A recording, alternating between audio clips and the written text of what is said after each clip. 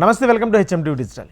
ఇంగ్లీష్లో ఎన్ని ఆల్ఫాబెట్స్ ఉంటాయి అని అడిగితే టక్కున 26 కేజీ విద్యార్థి కూడా చెప్పేస్తాడు. సాధారణంగా ఆంగ్ల వర్ణమాలలో ఏతో మొదలై జెడ్తో ముగిసే 26 అక్షరాలు ఉంటాయని మనందరికీ తెలుసు. అయితే ఒకప్పుడు ఇంగ్లీష్ వర్ణమాల 27 అక్షరాలను కలిగి ఉండేదని మీకు తెలుసా? ఇది జెడ్ తర్వాత మరో అక్షరం కూడా వినియోగంలో ఉండేదని మీకు తెలుసా? నిజమే, 19వ శతాబ్దంలో బ్రిటిష్ విద్యార్థులకు బోధించే విద్యా విధానంలో కూడా ఇది భాగంగా ఉండేది. అయితే గత శతాబ్దం ప్రారంభంలో ఈ 27వ అక్షరం కాస్త గుర్తుగా మారిపోయింది. ఆ తర్వాత ఆధునిక ఆంగ్ల వర్ణమాల వ్యవస్థ నుంచి పూర్తిగా తొలగించారు. ఇంతకీ ఆ అక్షరం ఏంటో మీకు తెలుసా? మనందరికీ తెలిసిన గుర్తే. ప్రస్తుతం మనం అండ్ అనే పదంగా వాడడానికి ఉపయోగిస్తుంటాం.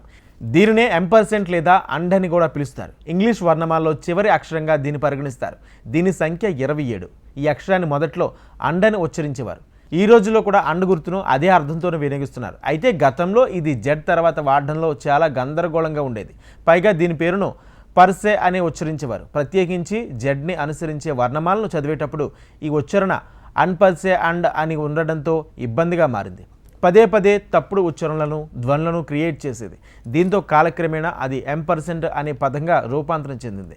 ఎంపర్సెంట్ మూలాలను లాటిన్లో గుర్తించవచ్చు. 15వ శతాబ్దంలో ప్రింటింగ్ ప్రెస్ ఆవిష్కరణకర్త అయిన జోహానెస్ గుటెన్బర్గ్ ప్రారంభ ముద్రణ వర్ణమాలలోని అప్పర్ సౌండ్ను చేర్చారు. 18వ శతాబ్దం నాటికి దీన్ని అధికారిక విద్యలో బోధించడం ప్రారంభమైంది. వర్ణమాలలో భాగంగా దాన్ని చేర్చడం విశ్వవ్యాప్తంగా ప్రమాణికరంగా లేదు.